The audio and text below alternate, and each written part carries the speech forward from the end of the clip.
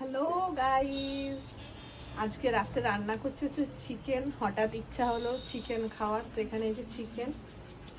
তো এখন চিকেন রান্না করতে বসেছি। এখন আর হয়নি, সব গোছাচ্ছি, রাত প্রচুর হয়ে গেছে।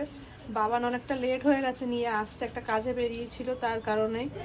তো চলো এখন চিকেনটা বানিয়ে নিই, তারপরে যখন হয়ে যাবে তোমাদের দেখাবো। দেখো আমার চিকেন এখানে কষানো চলছে, মোটামুটি কষেই এসছে চিকেন।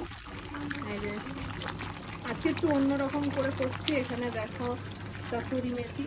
অন্যদিন ধনে পাতা দিয়ে করি, আজকে কাসুরি মেথি দিয়ে করব। তো একটু অন্যরকম টাইপের করে চিকেনটা করছি।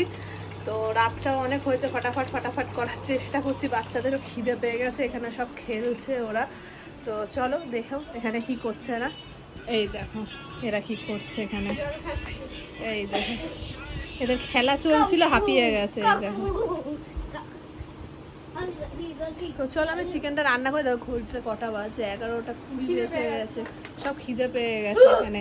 আমরা ফুচকাও খেয়ে এসছি, বাট তাও ফুচকা খেয়ে কি আর পেট ভরে, তো খিদেও পেয়ে গেছে ওদের, ওই জন্য ফটাফট রান্না করছি, তারপরে ওদেরকে খেতে দেবো। এই দেখো বদমাইশি করছে, দেখো। এই যে আমার চিকেন এখানে রেডি হয়ে গেছে, স্পেশাল চিকেন। আজকে যেহেতু বললামই যে একটু অন্য টাইপের করে করেছি, এখানে কাসুরি মেথি ফেথি দিয়ে। এই দেখো এই কালার এসছে। আর এই যে একজন খাবে, খিদে পেয়ে গেছে, এই একজন ওয়েট করছে এখানে। তো আজকে রাত্রের ডিনারে হচ্ছে যে চিকেন আর ভাত, আর বাকি তরকারি সব দিনের বাদ। কেননা ওদের যদি চিকেন আর এইসব রান্না হয়ে যায়, মাছ, আর ওদের অন্য তরকারি মুখে উঠবে না।